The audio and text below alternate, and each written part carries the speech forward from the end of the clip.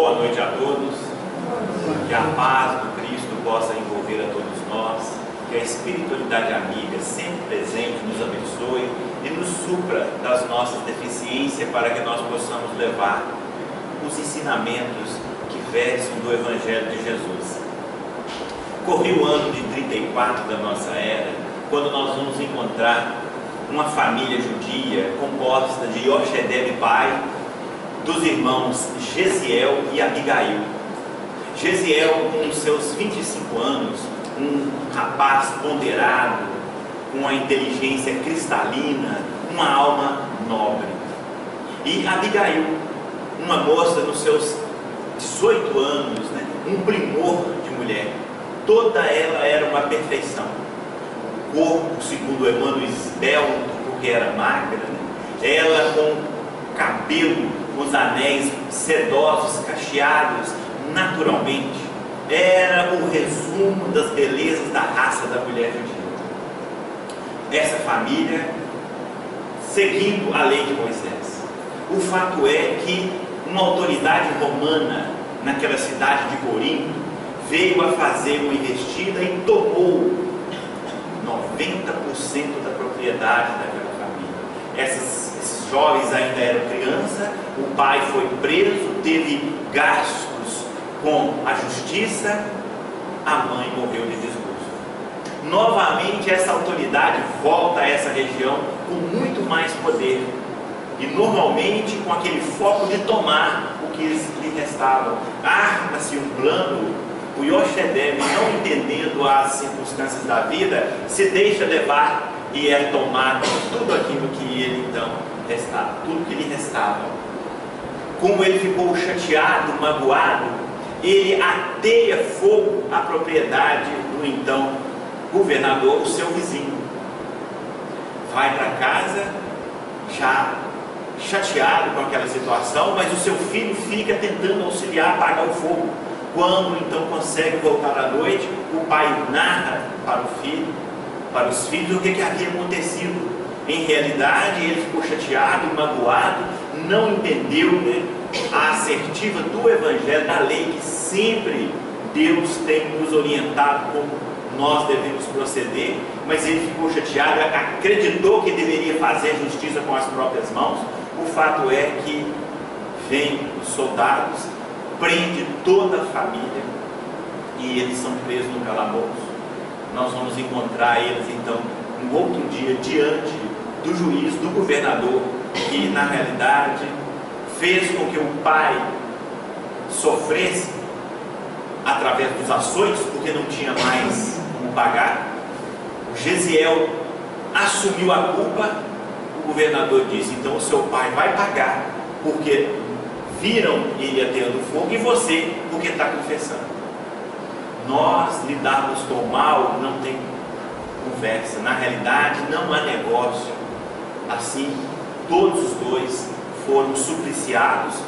O pai veio a morrer porque não aguentou, e Gesiel foi condenado à escravidão nas galeras romanas, que a expectativa de vida era 4 meses. A irmã foi desertada, foi posta na rua. Assim inicia o livro Paulo Estevão. Depois disso, o Gesiel é levado então 1 mês depois às galeras, como escravo, no remo. Nessa embarcação adentra uma autoridade, o procônsul Sérgio Paulo, que já entra na embarcação doente com uma peste cefalônica. Gesiel é chamado para tomar conta devido aos seus bons hábitos, porque demonstrou disciplina, demonstrou cordialidade no trato, mesmo com aqueles criminosos. Falava que todo serviço era de Deus. Teve uma influência enorme sobre todos, que contagiou inclusive o feitor, que teve para com ele um olhar de simpatia. Então ele foi chamado para tomar conta. Assim que ele adentrou no quarto do procônsul, ele falou: meu nome é Gesiel, estou aqui para vos servir. E tratou daquela autoridade como se fosse um parente íntimo, caro ao seu coração.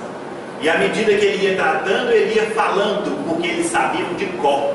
Na época não é igual nós hoje, que nós temos essa, podemos dizer, uma certa preguiça mental, mas na época não havia escrita, não havia internet, não havia livros, e todos então decoravam, e eles sabiam todo o Velho Testamento de cor. É uma lição para todos nós. Ia passando essas lições para aquela autoridade, que se comoveu e ao mesmo tempo se sentiu afeiçoada àquele escravo. Curou-se e melhorou. Assim que ele melhorou, o escravo pegou a teste. A ordem era lançar ao mar, servir de comida para os peixes, para não contaminar a população. Mas ele falou assim: não, eu devo a minha vida a esse jovem, darei a liberdade a ele. Mas como não pode, é impossível, se não iria jogá-lo ao mar? Coloca isso nos seus registros. Eu darei a liberdade, e não aceito que ninguém interponha os meus planos. E deu Jesiel a liberdade, colocou à beira-mar, delirando, colocou uma bolsa de dinheiro e deixou. Pediu para que ele mudasse de nome, para não que trouxesse preocupações com as autoridades para com o Sérgio Paulo. Assim nós vamos encontrar Jesiel delirando, como alguém lhe apalpando a túnica, era um ladrão. Ele fala: não me mates, amigo. Não, já estava com um punhal para matar. E o que você quer eu tenho. E deu-lhe a bolsa, sem apego nenhum. Nós morreríamos, não daríamos a bolsa.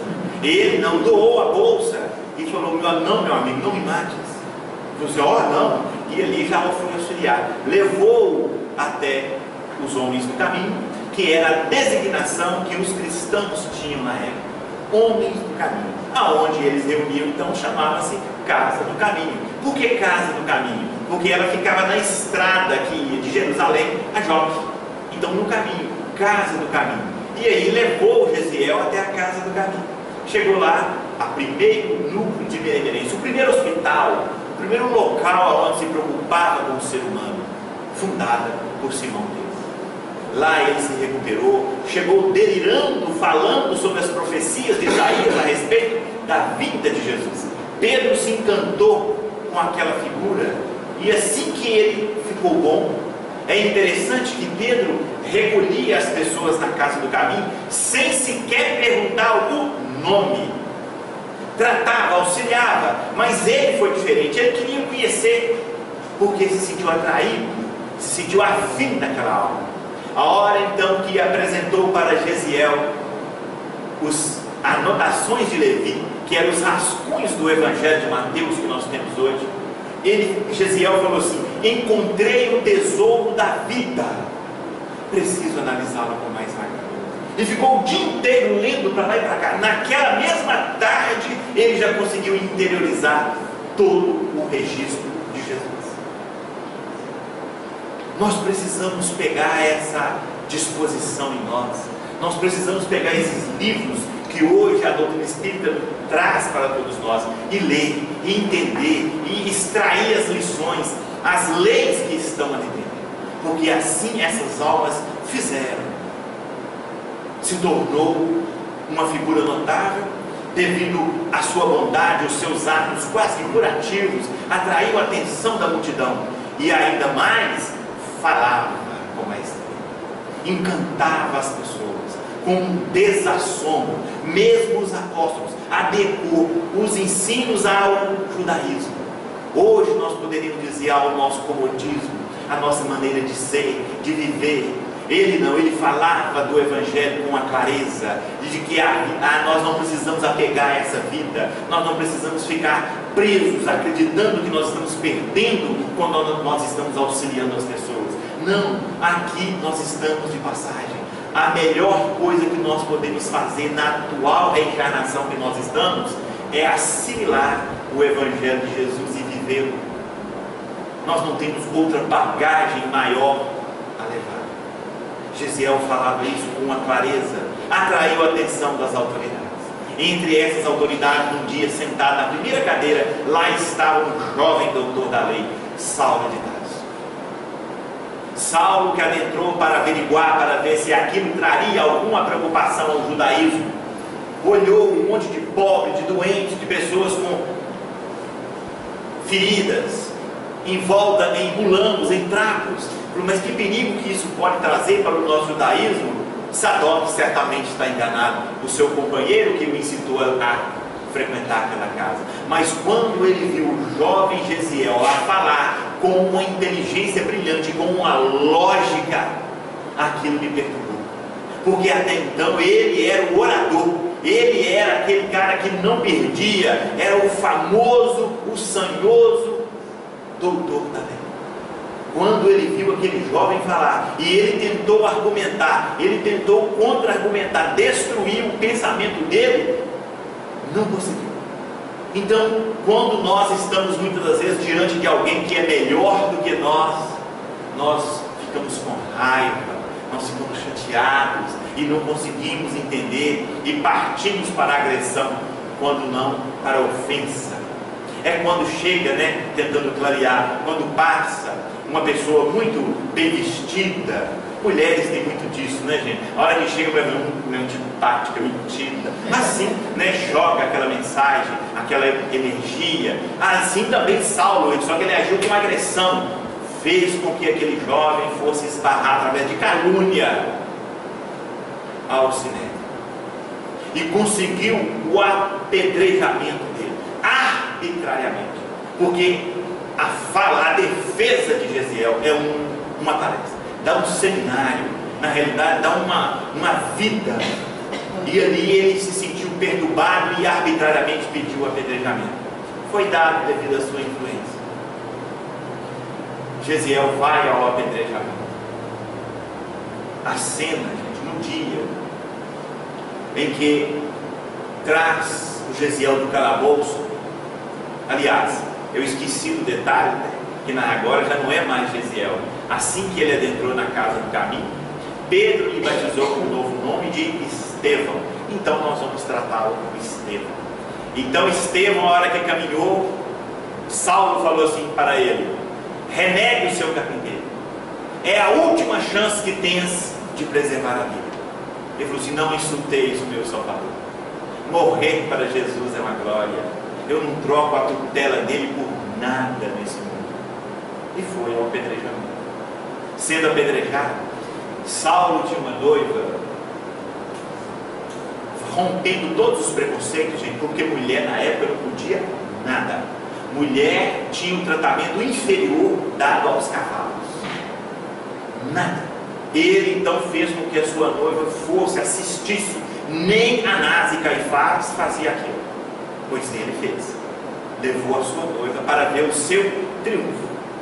Ela, muito delicada, não era dada a sangue. A hora que ela enxerga aquilo, vê, a hora que aquele ser atado ao poço de martírio, ela fica assim, e ele preocupado com o que ela estava olhando tanto para aquele criminoso, quando então ela não tem dúvida quando os olhares se cruzam. Ela fala: Saulo, Saulo é meu irmão. Mas não pode, é meu irmão, pelo amor de Deus, pare. Ele não tendo outro recurso, é delírio dela, deve ser porque ela é muito delicada, sensível, manda parar. Vão para uma sala contínua. A hora que chega lá, ela aproxima, já chorando, ele fala: Abigail. Saulo fica estarrecido, porque era verdade, era o irmão dele. Ele pensa: que mecanismo da vida engendrou tal coisa? A mulher a quem eu amo é a irmã de quem eu detesto. Como? Ele teve a sua primeira derrocada, e era uma das suas buscas, adquirir paz interna e conhecer o mecanismo da vida. Gente, são buscas que nós também precisamos. Nós precisamos adquirir serenidade dentro de nós. Nós precisamos ter essa paz, essa tranquilidade e realizar o que precisa ser feito. Mas o fato é que nós estamos buscando essa paz, essa tranquilidade nas coisas materiais, nos títulos, nas vantagens, no casamento, numa casa nova, num carro novo, e não conseguimos encontrar. Assim também Saulo, nos títulos, galgando postos, riqueza, beleza, atividade física. Mas não é por aí. E entender o mecanismo. Por que acontecem as coisas na nossa vida? Por que temos uma notícia de uma hora para outra de um desencarne de um ente querido, de um anúncio de um câncer, de uma doença, de alguma coisa que atrapalha aquilo que nós chamamos de felicidade. E nós não entendemos, e como não entendemos, rebelamos contra a vida. Saulo estava naquela situação. Então ele já colocando dentro de si: eu não posso desposar alguém que seja amigo de um cristão. Mas o fato é que naquela hora ele ganha uma lição que lhe marcou a vida inteira. Porque Estevão, pergunta a sua irmã: com quem te deixarei? Esse é o meu noivo. Aponta para Saulo, que ficou petrificado, não conseguiu sair, forças estranhas o segurou ali. Valoroso o seu noivo. Saulo deve ser bom e generoso. Defendeu Moisés até o fim. Quando conhecer a Jesus, servi-lo-á com o mesmo pai. Ser generosa para ele, ser carinhosa e fiel. E morreu, perdoando o seu homem. Saulo era muito duro, de coração muito petrificado na lei. Chegou perto da sua noiva e falou assim: Abigail, a partir de hoje todo o nosso compromisso está cumprido. E abandonou. Mas é tão interessante, gente, que mulher, mesmo sendo evoluído, ela ficou indignada. Ela virou para ele e falou: o quê? Saulo, você não vê minha dor? Saulo, a minha situação, estou sozinha, abandonada, e você agora a única coisa que tem a dizer é isso? Hoje nós somos duros. Tem hora que a gente toma essa e abandonou.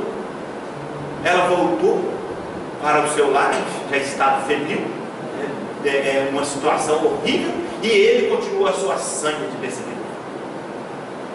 Foram buscando mais recursos e foi fazendo perseguições, prendendo pessoas, famílias. Causou um êxodo rural em Jerusalém, porque quem trabalhava eram os cristãos. Os novos religiosos, ninguém trabalhava. Quem trabalhava era os cristãos. Então a cidade ficou sem trabalhador, porque todo mundo era cristão, fugindo das perseguições dele nas cidades das irmãs. Ele então passa-se 8 meses, coração ressequido, porque aquela Abigail, a sua noiva, era a alma que Deus havia encaminhado para poder auxiliá-lo na sua tarefa. Mas ele não entendeu. Mas aí, com o coração ressequido, resolve ir até ela. A hora que vai, ele então chega lá e encontra ela acamada nas lascas da morte, e o pior, cristã. Aquilo ele fica chateado. Mas como que você pode estar bem? Porque é assim. Nós não entendemos, né? Da mesma forma, Abigail, quando chegou perto do seu irmão, ele falou assim: eu estou bem, eu estou com Jesus. Não apenas. Mas como pode um mestre, porque Jesus é o nosso Salvador, aquilo para ela falou tudo. Mas como Salvador, como alguém vai deixar um servo leal nessa situação? Não entende, meu irmão. Daqui a pouco irás entender. E assim, agora ela já entendia, ela também estava acamada nas lascas da morte e falando de Jesus, agradecendo a Deus a oportunidade de ter conhecido o Evangelho.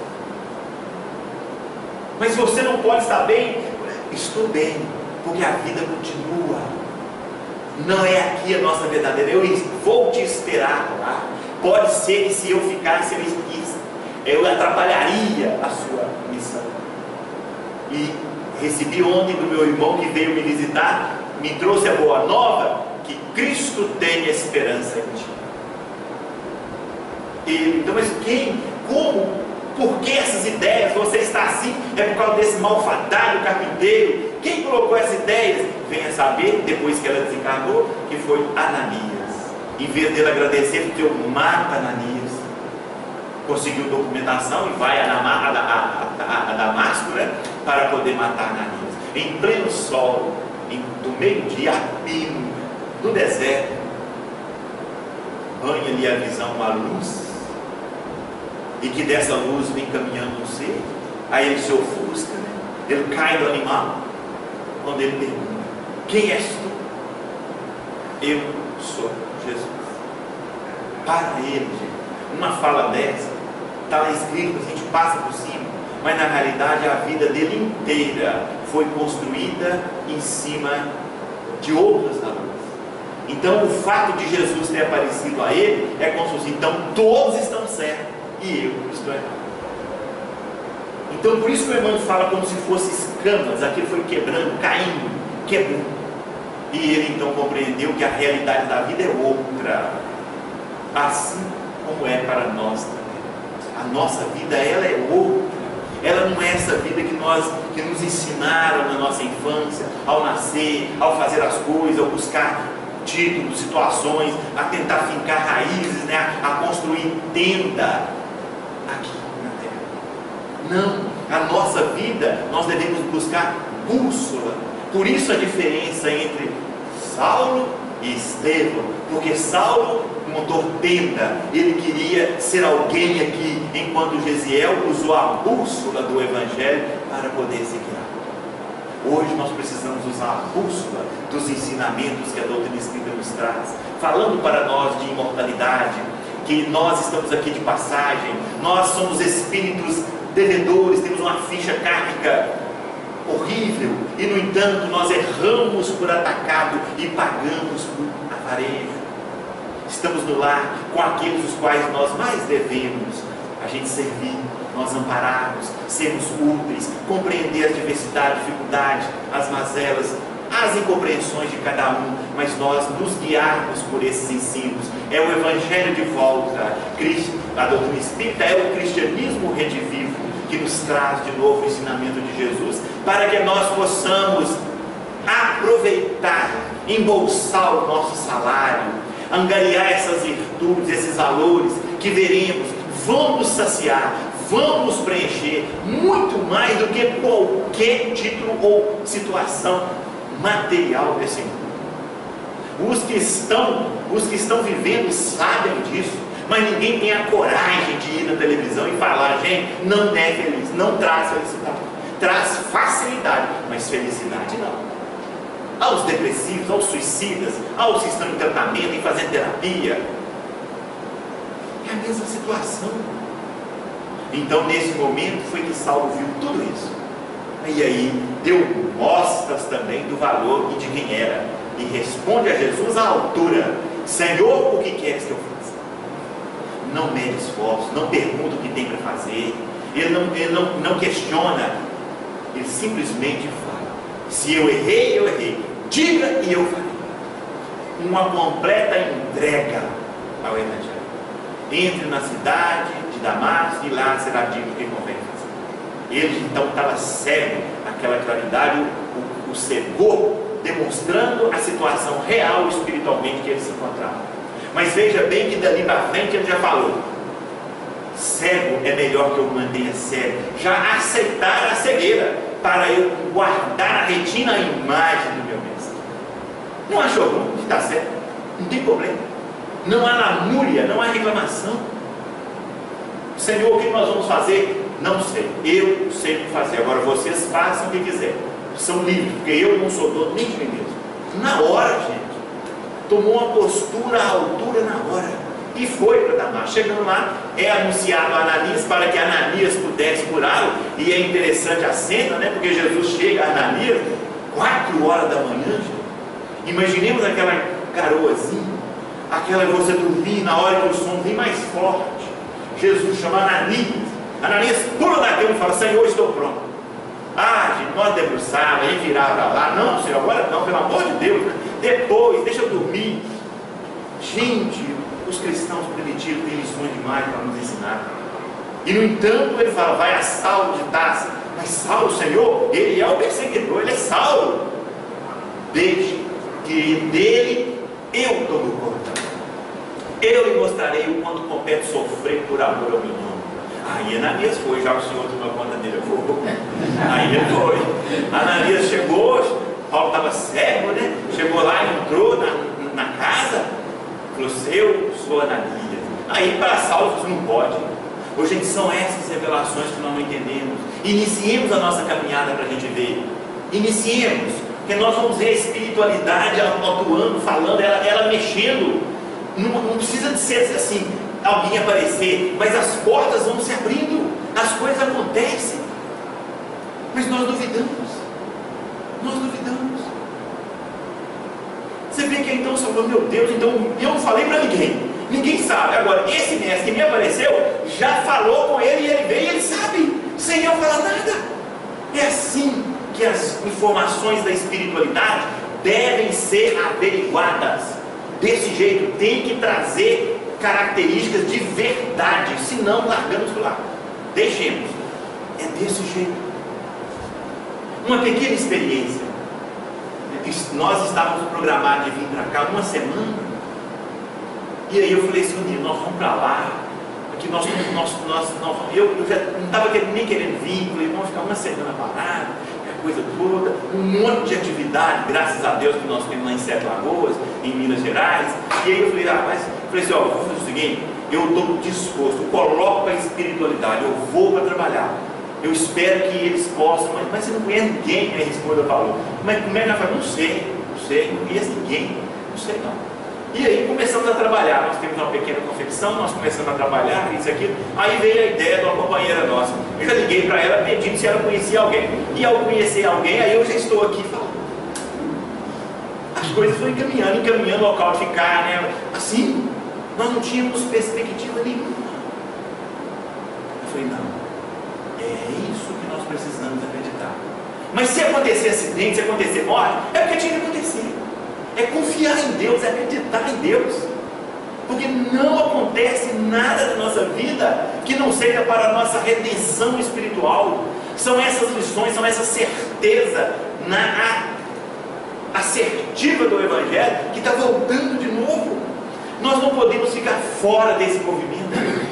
É um movimento escandaloso na espiritualidade, que nós, na nossa cegueira, na nossa petrificação, na nossa dormência, nós não estamos conseguindo ver, ouvir o grito da espiritualidade para que nós possamos acordar e entregar nossa vida ao bem, a auxiliar as pessoas. A partir daí, para Saulo não teve outro caminho.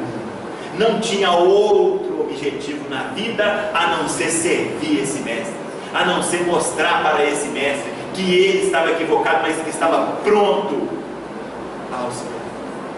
O fato é que ele foi, então, iniciou a sua caminhada, tentou fazer, tentou falar, porque as características psicológicas do livro nos traz lições extraordinárias. A hora que apresenta Saulo, a hora que Emmanuel no livro introduz Saulo de Tarso, mostra aquele homem bonito, másculo, viril, bem posto, falando várias línguas, destemido, no bordejar dos seus 30 anos, uma atividade mental ativa.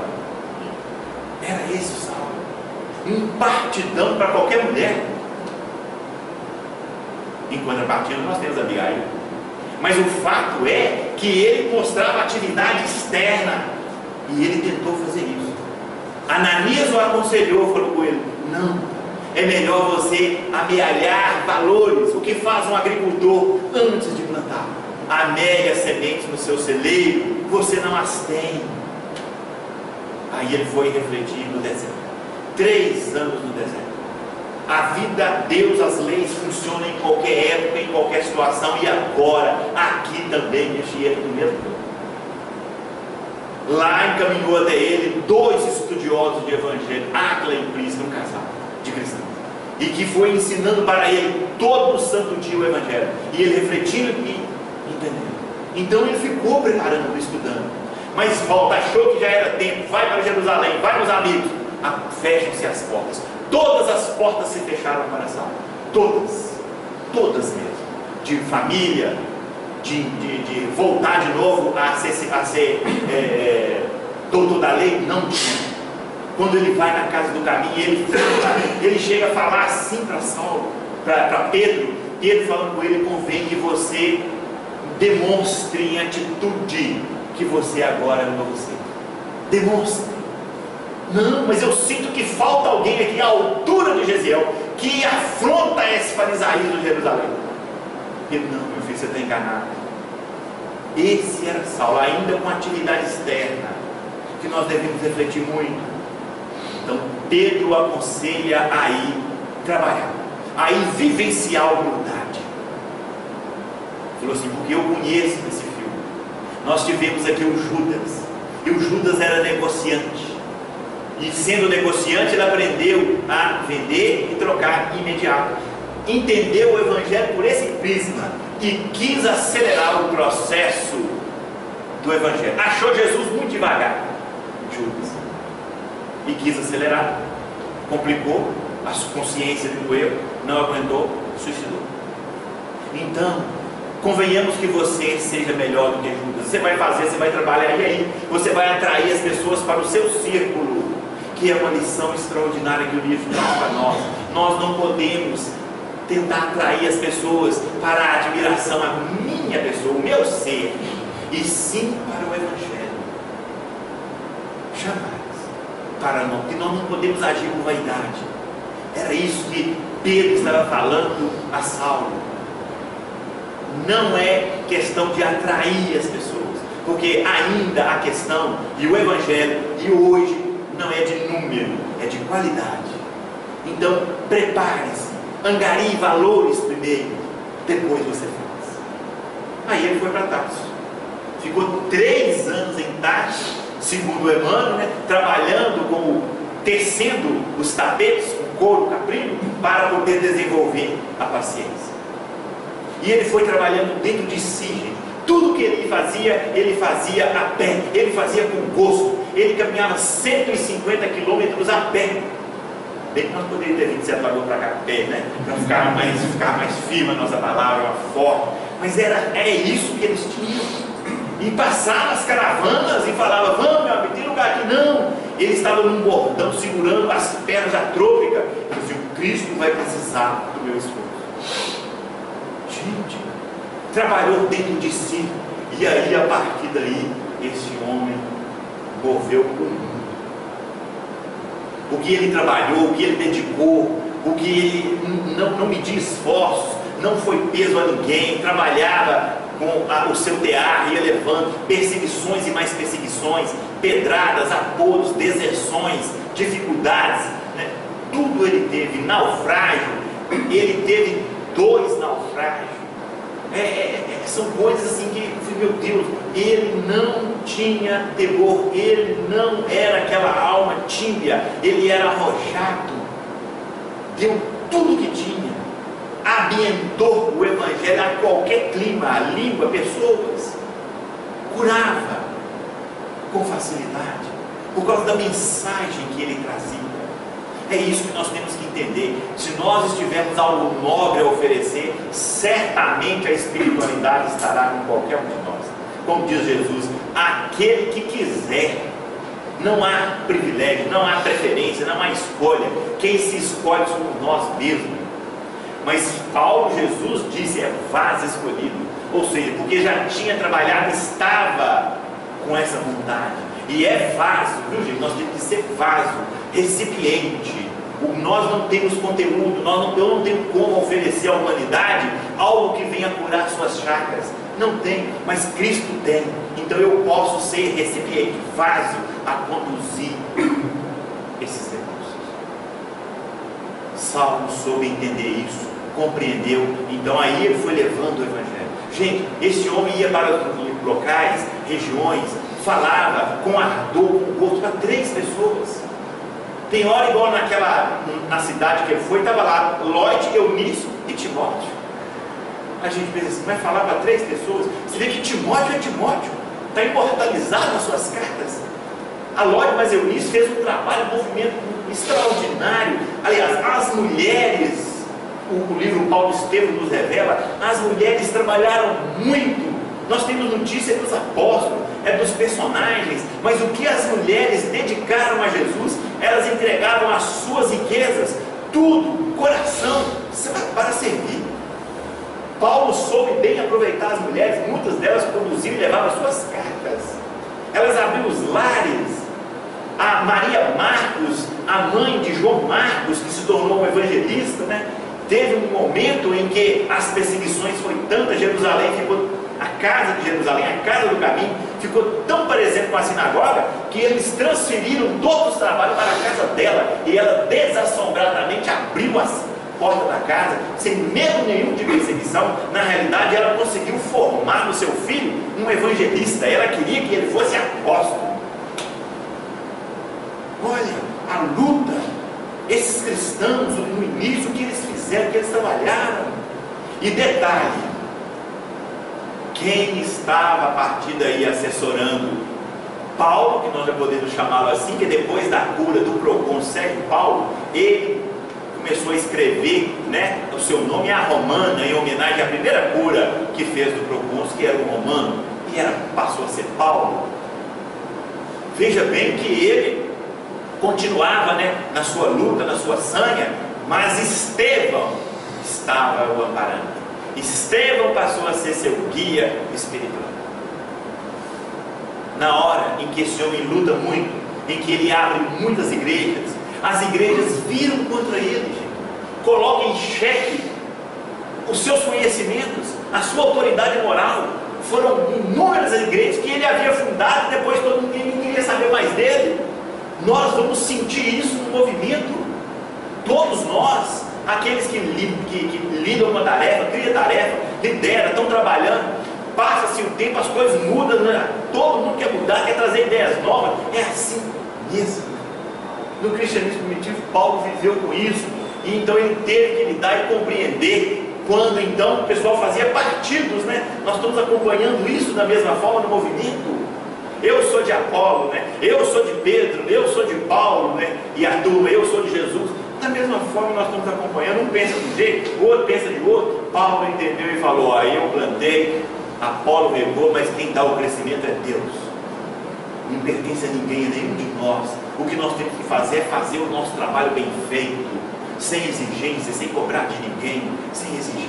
E realizando, e não parando, não desanimando, porque dificuldades, tropeços, faz parte do processo de educação de nós mesmos. Ele já não estava mais aguentando. Uma noite, como era uma alma indomável, ele chorou, acreditando que ele não estava dando conta da tarefa que Jesus lhe havia dado. Mas o fato é que era humanamente impossível atender a todos. As mulheres levavam a carta, os discípulos levavam mensagem, ele ia mandando, mas aí ele falou: não tem como. Quando então ele vai na prece, que é outro recurso que nós precisamos utilizar. Nós precisamos fazer a prece como ato de respirar. A gente precisa aprender a conversar com Deus. Na hora da dificuldade, lembrar de Jesus. Na hora da felicidade também. Na hora em que a gente for levantar, na hora em que a gente for dormir, na hora que a gente estiver vivendo, na hora que a gente iniciar reuniões, na hora que a gente terminar. Prece, a conversa com Deus é o nosso alimento, é onde vem a força. Tudo aquilo que é nobre, que nos sustenta, que nos alimenta, vem de cima. O que vem da terra só nos sustenta o corpo, o alimento. Mas o que alimenta, o que dá sustentação ao nossa alma é através da prece, da oração. Peguemos o hábito, acreditemos nisso, endereçamos a Jesus os nossos anseios, os nossos agradecimentos, o nosso louvor também. É prece. Ele fez prece. Quando ele fez, ele sentiu que o Cristo adentrou. E fala para ele: use os poderes do Espírito, que ele não entendeu nada. E olha que era inteligente. Não entendeu. Falou assim: escreva. Simplificou para ele. Porque na realidade os poderes do Espírito são esses recursos que nós temos que usar, de alma para alma, de espírito para espírito. E é claro que aquilo se materializa de alguma forma. Na época foi na escrita. Mas tem um caso do Chico, que tem uma companheira dele, em que quando os dois se encontravam, os dois chegavam e um colocava a testa um no outro. O marido olhava aquilo e falava: o que essa mulher tem? Meu Deus do céu, ó, tá ali, os dois ficavam ali uns minutos ali. Aí depois foi saber: não, eles estão comunicando, eles estão conversando com o outro. Ah, são poderes do Espírito. Desprender, fazer prece, confiar na vida, né? A gente trabalhar os nossos poderes que todos nós temos. Então, nos livrando das dificuldades, das lutas, das mazelas. Paulo foi o campeão de fundar igrejas. na realidade eram igrejas domésticas, era o culto cristão do lar. E através das cartas que Jesus lhe falou: agora Estevão estará mais aconchegado a ti. Já estava, mas estaria mais unido ainda. Ou seja, Jesus, da sua esfera, iria trazer as lições, que iria passar para Estevão. Estevão, como médium, iria passar para Paulo, e Paulo escrever e chegar até nós. Por isso que o Emmanuel disse ao Chico: estude as cartas de Paulo, porque elas vieram da esfera de Jesus, com a ressalva do filtro, da dificuldade, mas ali é o pensamento de Jesus. Por isso que nós também temos que debruçar, vamos ler essas cartas, vamos entender. Por isso que está lá no Evangelho segundo o Espiritismo, capítulo 13, não sai a vossa mão esquerda que faz a direita, item 12. São Vicente de Paulo: as vossas dores, as vossas dissensões, as vossas mazelas advêm todas do abandono voluntário que votais às letras sagradas. Lede-as. Ele só pede para a gente ler. Nós não temos hábito de ler. Eu tive curiosidade, eu peguei alguns evangelhos, conforme for a tradução, conforme for. Se você pegar Marcos, que é o menor, né, é o menor livro, tem hora que eu já li, eu falei: gente, tem certas bíblias que Marcos tem 12 páginas. 12. A gente tem preguiça de ler 12 páginas. É conhecer, é ir familiarizando. Então vamos pegar o Novo Testamento, vamos ler. Se a gente pegar ali, tem hora que usa 26, 20 páginas, gente. Não custa. É a gente ir habituando. Depois nós vamos ouvir um outro falar, vai um estudo, o outro fala, vai se montando, a gente vai vendo cronologicamente todo o fato da vida de Jesus. Veremos que não tem complicação, não é difícil. É a nossa cultura que está nos prejudicando. Mas se a gente quiser, é querer.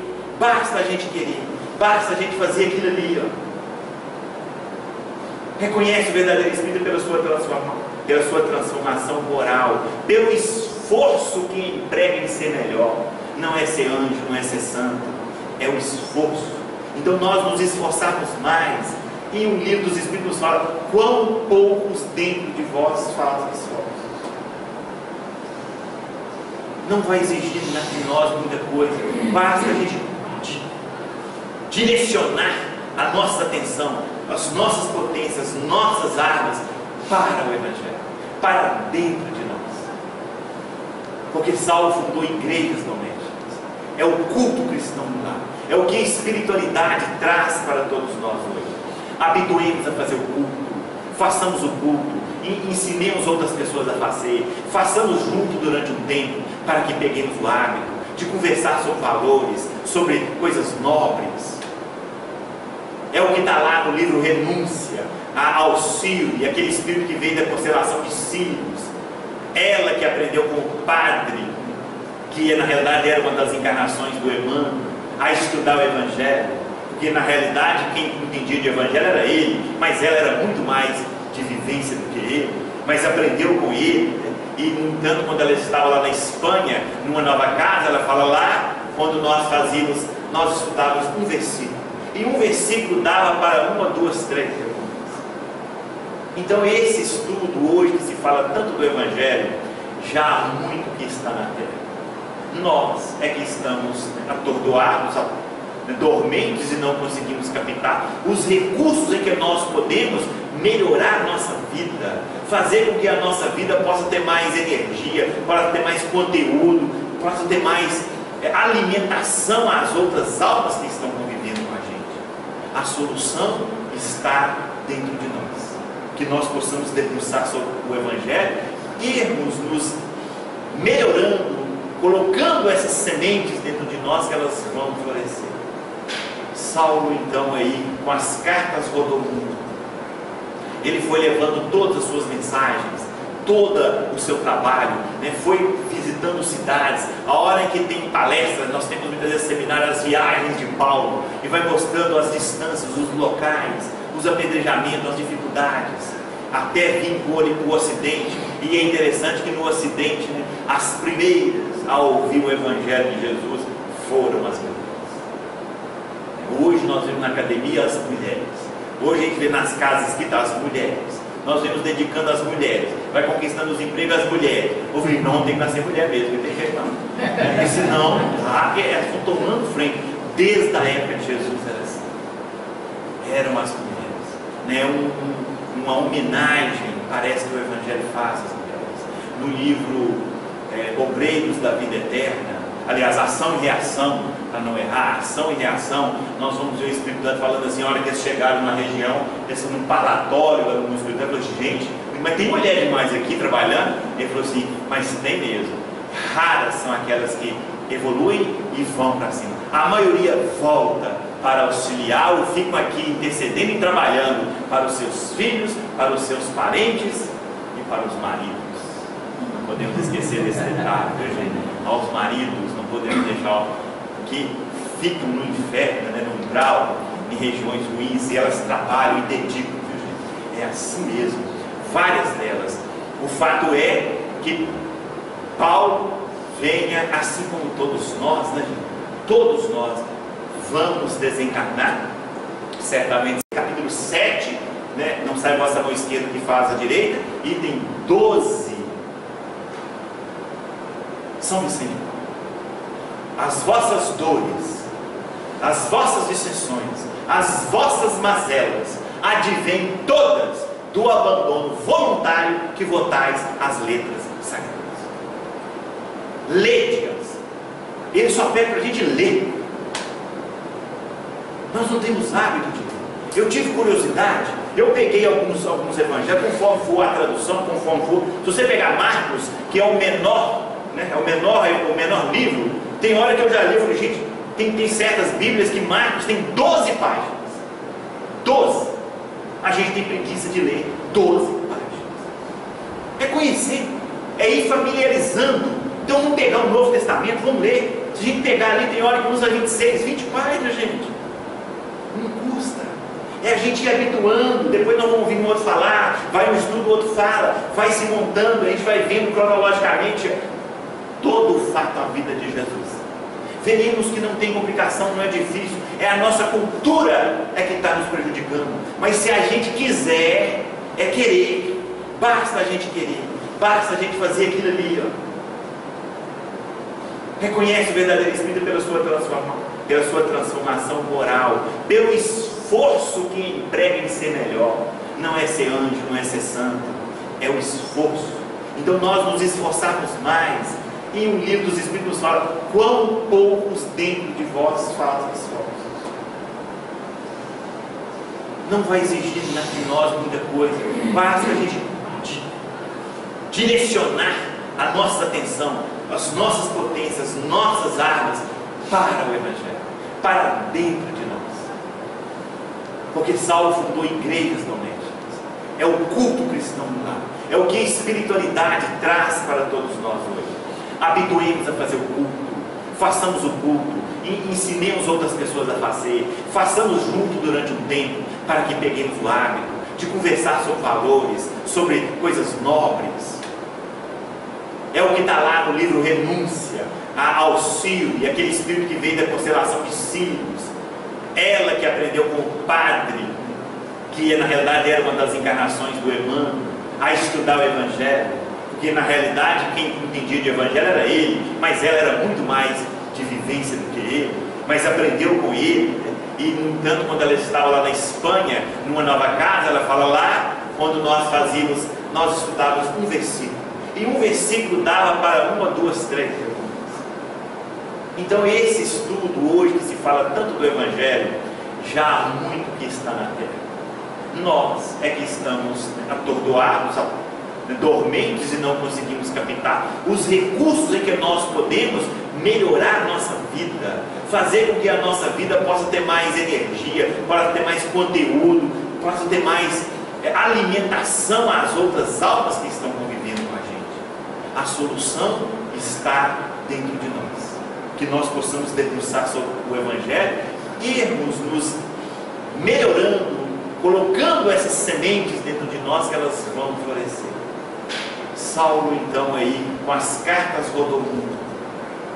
Ele foi levando todas as suas mensagens, todo o seu trabalho, né? Foi visitando cidades. A hora em que tem palestras, nós temos muitas vezes seminários, as viagens de Paulo, e vai mostrando as distâncias, os locais, os apedrejamentos, as dificuldades, até vir por o Ocidente. E é interessante que no Ocidente, né, as primeiras a ouvir o Evangelho de Jesus foram as mulheres. Hoje nós vemos na academia as mulheres.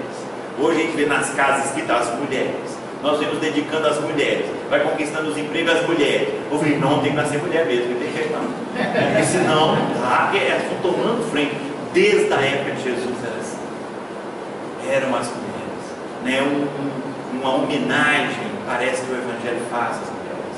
No livro Obreiros da Vida Eterna, aliás, ação e reação, para não errar, ação e reação, nós vamos ver o Espírito Santo falando assim, olha que eles chegaram na região, eles são num palatório, lá no Espírito Santo, falou, gente, mas tem mulher demais aqui trabalhando? Ele falou assim, mas tem mesmo. Raras são aquelas que evoluem e vão para cima. A maioria volta para auxiliar ou ficam aqui intercedendo e trabalhando para os seus filhos, para os seus parentes e para os maridos. Não podemos esquecer desse detalhe, viu, gente? Aos maridos, não podemos deixar que ficam no inferno, né, no umbral, em regiões ruins, e elas trabalham e dedicam, viu, gente? É assim mesmo, várias delas. O fato é que Paulo venha, assim como todos nós, né, gente? Todos nós vamos desencarnar. Certamente vocês vão primeiro, porque eu vou ter a tarefa de continuar falando. Então vocês vão primeiro, depois vocês voltam a falar para a gente. Paulo também desencarnou. Ao desencarnar, por ser romano, né, ele teve morte por espada.